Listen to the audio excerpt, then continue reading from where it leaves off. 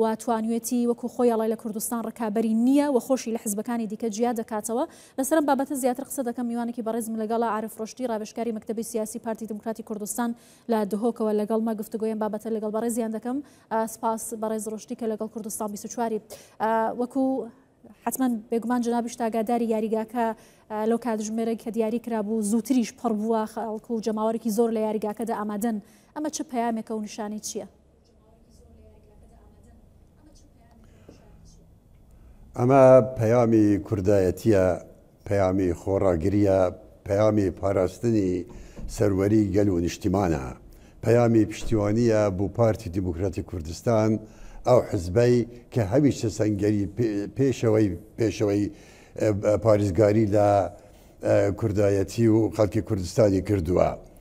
بۆیە دەبینین لە ئێستاوە شوێن نەماوە بۆ ئەو جەماوەرە سەربەرزەی کە بەشداری تیا بکاتن، چونکە هەمویان گەیشتوتە ئەو قەناعەتە تەنها و تەنها پارتی دیموکراتی کوردستانە سبەینێ دەتوانێت لەگەڵ ڕکەبەرەکانی لە بەغدا، چکو لێرە ڕکەبەری نییە، بەس لە ڕێبارەکانی ئێمە لە بەغدایە تەنها ئەو حزبەیە بتوانێت بەرگەی ئەوان بگرێت و شەر لەسەر خواست و مافەکانیان بکات.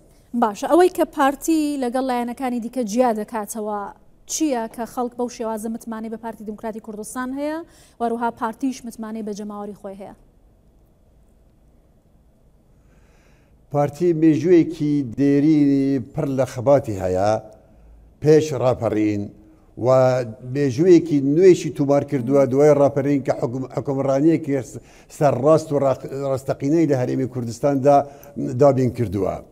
پارتی حزبی ئیدارەدانی سەردەمیانەیە، پارتی ئەو حزبەیە کە دەتوانێت کۆمەڵگەی کوردەواری لە قۆناغێکی خوار بۆ قۆناغی سەرۆتر بباتن و پارتی ئەو حزبەیە ئەتوانێت بە پلانێک ئەو خزمەت گوزاریانەی کە ژیان داوای دەکات بۆی دابین بکە. هەر وەکو دەیبینین ڕۆژانە پلانی پارتی بە بەرنامەیەکی ڕێکوپێک لە ڕێگای حکوومەتی هەرێمی کوردستانەوە ئەو ئاراستەیە جێبەجێ دەکات.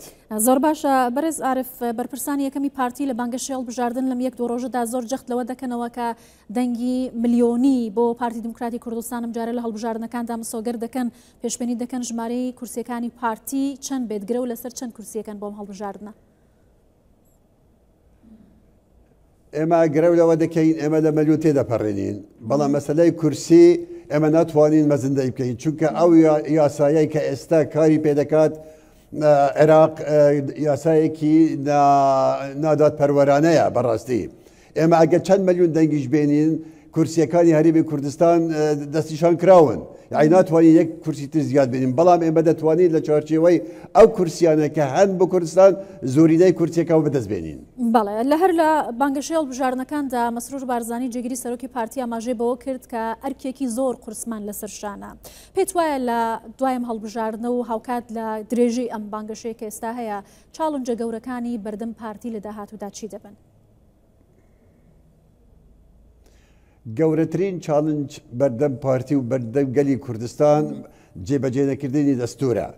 دروشمی ئێمە خۆسازدانی ئێمە بۆ ئەوەیە بە هێزێکی پاڵپشتیکرا و بە خەڵکی کوردستانەوە بچی لە بەغدا بۆ ئەوەی شەڕ لەسەر جێبەجێکردنی هەموو ئەو بابەتە دەستوریانە بکەین کە لە دەستوردا مافی بە ئێمەی داوە، بە تایبەتی ئەو بابەتانەی کە گرێدراوە بە ژیان و گوزەرانی خەڵکی کوردستان و خاکی پیرۆزی کوردستان کە تا ئێستا لە دەرەوەی سنووری هەرێمی کوردستانە. باشە، وەکو سەرۆک بارزانیش هەر لە دهۆک لەگەڵ ژمارەیەک لە چین و توێژە جیاوازەکانی دهۆک کۆبووە لە کاتی بانگە شێڵ بژاردن ئاماژەی بەوە کرد کە ئەوەی کە ئێستا حکومی عێراق دەکات ئەقلیەتێکی مرکزیە، هیچ شتێک ناتوانێت ئیرادی ئەو گەلە بشکێنێت ئەگەر ئێمە بڕوامان بە کوردستان هەبێت و قوارەی هەرێمی کوردستان بپارێزین. پارتی چۆن ئەمەیە کردوتە بنەما و چۆن ڕەنگی داواتەوە لە نێو لایەنگران و ئەنجامانی پارتی؟ ئەمە فکری پارتیە، فکری سەرۆک بارزانیە کە ئێمە بەبێ کوردستان واتە هیچ گەلێک ناتوانێت ناسنامەی خۆی بپارێزێ ئەگە خاکەکەی داگیرکراوە بێ، خاکەکەی زەوتکرا بێ. بۆیە ئێمە لە پێناو کوردستاندا خەباتمان کردووە، خەباتیش دەکەین. ئێمە داوامان کردووە لە سەرەتای دروستبوونی عێراقی نوێ دوای 2003 کە سێ پرەنسیپی گەورە کە لە ساڵحی هەموو خەڵکی عێراقیشدایە لە بەرچاو بگرن. ئەویش هاوسەنگیە، هاوبەشیە و سازانە، چونکە ئەو سێ پرینسیپە سوگەری مانەوەی دەوڵەتێک بە ناوی عێراقیشەکە هەروەها ئەو پەیوەندیانەی کە پێویستە هەبن لە نێوان هەرێمی کوردستان و خەڵکی کوردستان و بەغدادا پتەوتر دەکات. زۆر باشە، زۆر سپاس دەکەم بەڕێز عارف ڕۆشتی ڕاوێژکاری مەکتەبی سیاسی پارتی دموکراتی کوردستان لە دهۆکەوە لەگەڵ کوردستان 24 بووی. سپاس.